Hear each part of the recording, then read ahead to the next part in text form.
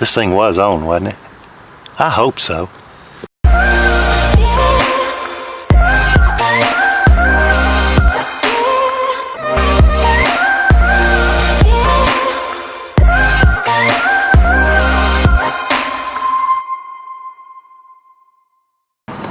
What's up, everybody?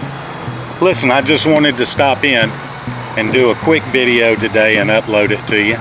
I wanted to say thank you very much to the subscribers that have been here since the very beginning, and let you know that I appreciate you sharing and subscribing.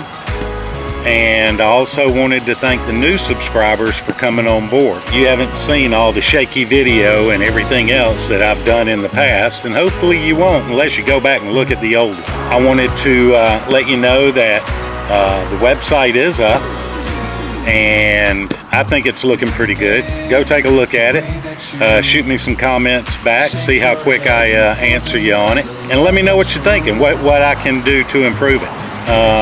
Also, I wanted to let you know that now that we kind of have a feeling for what we're doing and getting our feet wet really good, that we've got some new projects in the works, and hopefully you're going to like them.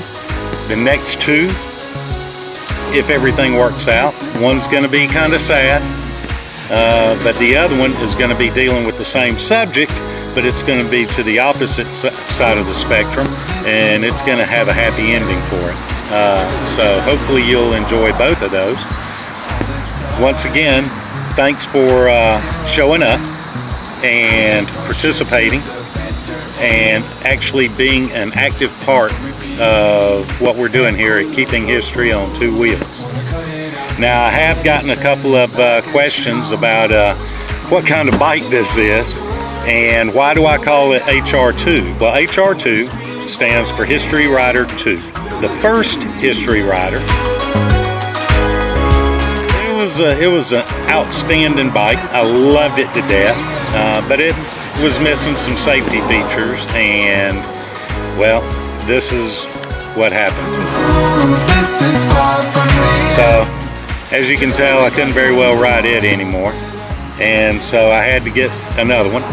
And I promised Kelly I would get some decent safety features, and this thing had everything plus on it that I was looking for.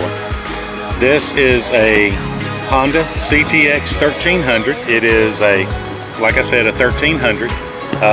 So the engine size is the same as the other one that I had, the Venture HR1. It's just configured a little differently. This one's got anti-lock brakes on it. It's got shared braking, so no matter how hard I get on the brakes, either the front or the back, at a certain point it's going to start sharing the load 60-40. It's also got traction control, and yes, it has kicked in on me twice in the rain, and that was kind of a weird feeling, but I'm glad it did it, and I'm kind of digging that traction control now. It won't peel out because of the traction control, because both tires have to be spinning at the same rate while the traction control is on. I've had some friends of mine tell me, well, you know, just turn the traction control off, and I'm like, no, I kind of like that traction control. So, and I'm not one for dogging the bike, and I think Kelly would appreciate me keeping the traction control on too, seeing how I've already dumped two of these things. The cameras on them, I've got three. One right here, which is a 1080p. I used the tube camera for that one because it is so low to the road and debris flying up. I kind of feel like an aluminum housing would do a little bit better than a plastic one. I've got a 4K camera up here, and then another 4K camera back here. So most of the time when I'm rolling, I'm getting all three angles. That one is the coolest angle because it gets the wheel and the road and the vehicles and everything in front of you. This one gets some of the better panoramic shots because I can sort of swing it and like Petit Jean Mountain. I could be riding this way, the mountain's over here, and I can just swing it and get a good 4K shot of the mountain. So it's got stereo on it. It'll tell me everything that's going on with the bike. It can even tell me the temperature of the outside air. But it's a pretty good bike. I like it. Had to have the custom pegs made for it, for the highway pegs, because this bike is not equipped to accept them, regular highway pegs like what you would on any other bike. So they only made this thing for 1 year, and it was kind of the predecessor to the Honda F6B. A lot of the electronics and body style integrations were done on this bike prior to the F6B, so that they could see how it was going to work out, and if it was going to sell by the way it was looking. So it does have a smaller motor than F6B. This one's a 4-cylinder, F6B is a 6, but it will run. It will run, and it rides really smooth. It's got a drive shaft on it.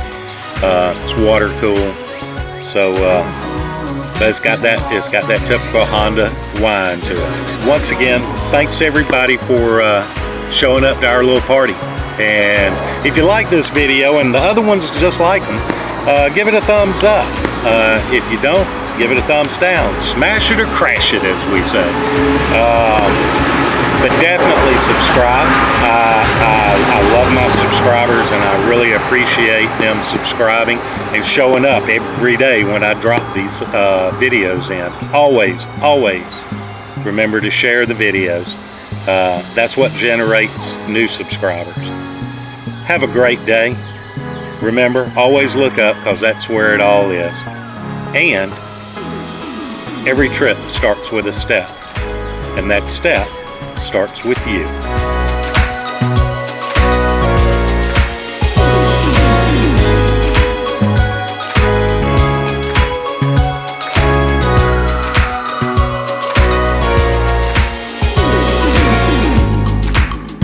It's like a dance, the way that you shake your head in full denial of the truth. Didn't get a chance to say it loud. Your secrets kept you pushing down, disavow. When he was knocking on your door, nobody got in.